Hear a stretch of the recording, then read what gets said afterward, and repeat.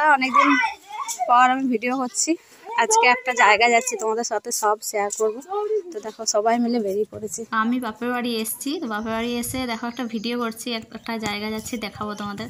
এই যে বাড়ি থেকে বেরোলাম, বেরিয়ে দেখো সামনে সোজা সোজা একদম পুকুর, আর পুকুরের এই পাশে হচ্ছে আমাদের দামোদরের মন্দির। তো এটা আমাদের নিজেদের মন্দির, আমাদের 4 ঘরের ভাগ আছে। তো এখানে আমাদের পুজো হয়। তো দেখো এই কি সুন্দর গ্রামের রাস্তা না, এখানে গরু বাঁধা আছে, আমাদেরও একটা গরু আছে।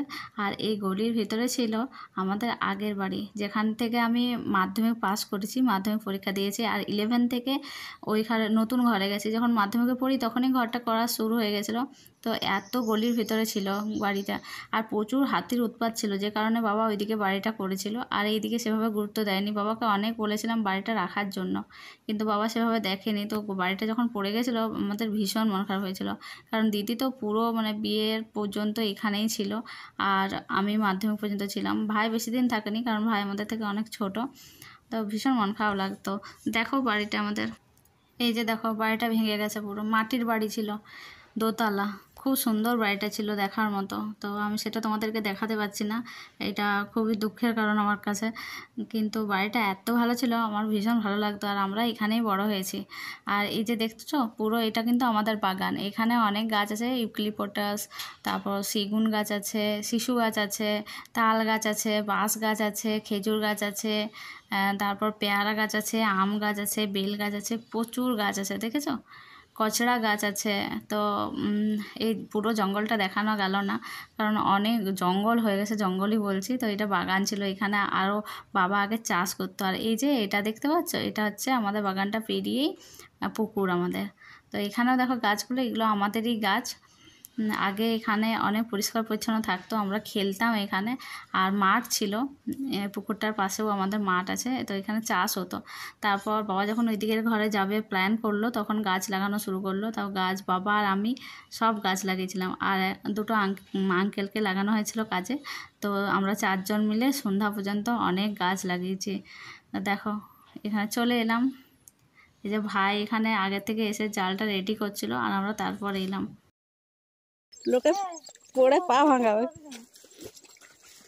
দেখো এটা আমাদের পুকুর, এখানে কত গাছ দেখো। তো চলো এখন আমরা মাছ ধরতে নামবো, তোমরা দেখো।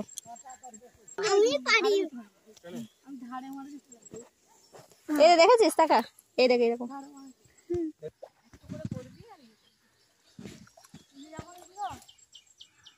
ক্যামেরাটা মেয়েকে ধরতে দিয়ে আমিও নেমে পড়লাম। দেখো পুকুর থেকে কি আর লোভ সামলানো যায়? তো আর বিশেষ করে আমি তো ধরতে এসেছিলাম মাছ, সেই জন্য দেখো আমরা এরকম সব জামা কাপড় পরে এসেছি, কারণ জলটার অবস্থা খুব খারাপ। জলটা দেখো কেমন কাদা কাদা হয়ে গেছে।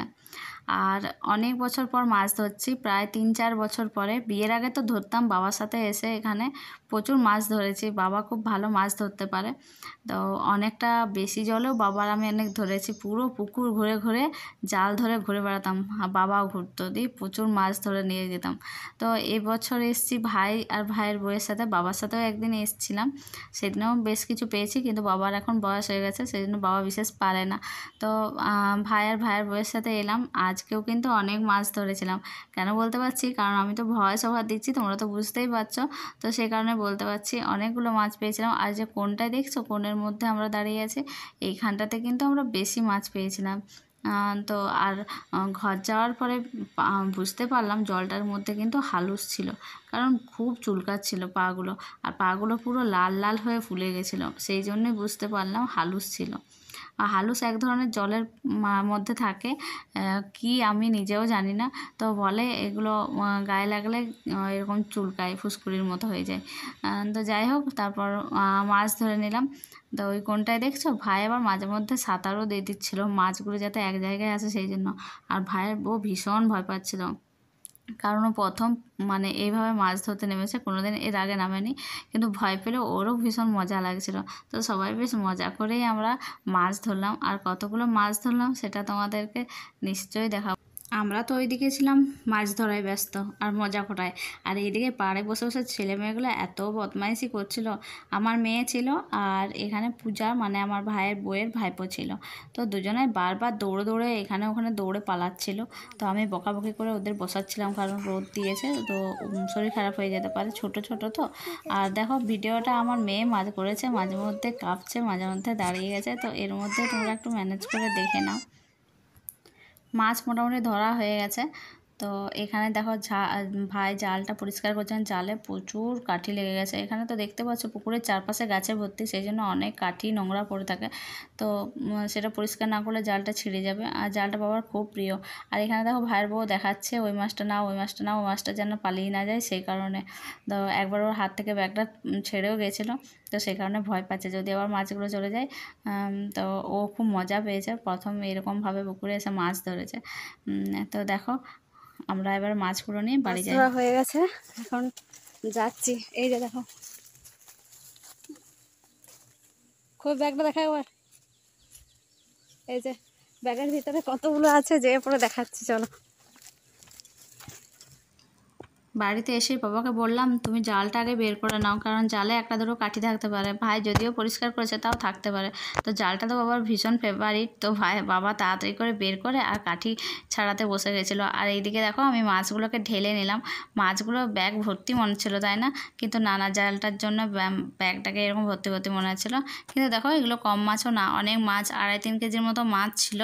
তো আমরা ঝাল ভাজা তরকারি করে খেয়েছি, আর ভাজা খেয়েছিলাম কিন্তু প্রচুর। আর বাড়ির পুকুরের টাটকা টাটকা মাছ, বুঝতেই তো পারছো ভীষণ টেস্টি, কিন্তু যারা খেয়েছো তারা জানো।